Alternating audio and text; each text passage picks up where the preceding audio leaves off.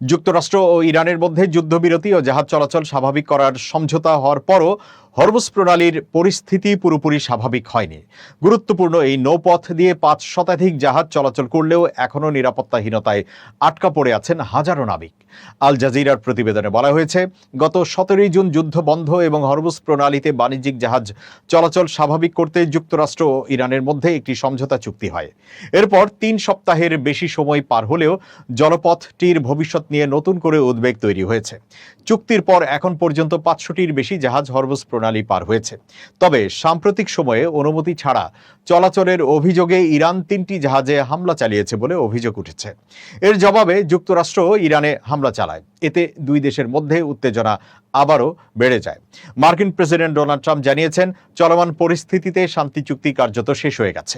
অন্যদিকে ইরানও প্রয়োজনে হরমুজ প্রণালী আবার বন্ধ করে দেওয়ার হুমকি দিয়েছে। বিশ্বের অন্যতম গুরুত্বপূর্ণ এই নৌপথ দিয়ে আন্তর্জাতিক তেল সরবরাহের বড় একটি অংশ পরিবহন করা হয়।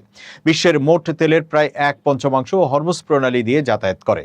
যুদ্ধ শুরুর আগে প্রতিদিন এই পথ দিয়ে ১০০টি জাহাজ চলাচল করত। গত ২৮ ফেব্রুয়ারি সংঘাত শুরুর পর ইরান হরমুজ প্রণালী বন্ধ করে দেয়। ১৭ জুনের সমঝোতার পর পথটি আবার খুলে দেওয়া হলেও আগের স্বাভাবিক গতি ফিরে আসেনি। ১৮ জুন থেকে ৫ জুলাই পর্যন্ত মাত্র ৫১৩টি জাহাজ এই প্রণালী অতিক্রম করেছে, যা দৈনিক গড়ে প্রায় ২৮টি। সমঝোতার পরও ৫টি বাণিজ্যিক জাহাজে হামলার ঘটনা ঘটেছে বলে প্রতিবেদনে উল্লেখ করা হয়েছে। এর মধ্যে সিঙ্গাপুরের এভার লাভলি, পানামার তেলবাহী জাহাজ কিকু, কাতারের আল রেকায়াত, সৌদির উইদিয়ান এবং লাইবেরিয়ার একটি জাহাজ রয়েছে। দীর্ঘদিনের সংঘাত ও হামলার কারণে পারস্য উপসাগরে প্রায় ৬,০০০ নাবিক আটকা পড়ে আছেন বলে জানিয়েছে আন্তর্জাতিক সামুদ্রিক সংস্থা।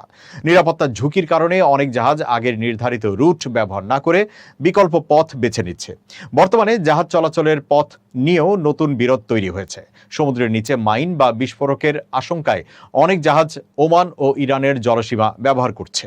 তবে ইরানের বিপ্লবী গার্ড বাহিনী জানিয়েছে, জাহাজগুলোকে তেহরানের নির্ধারিত পথ অনুসরণ করতে হবে।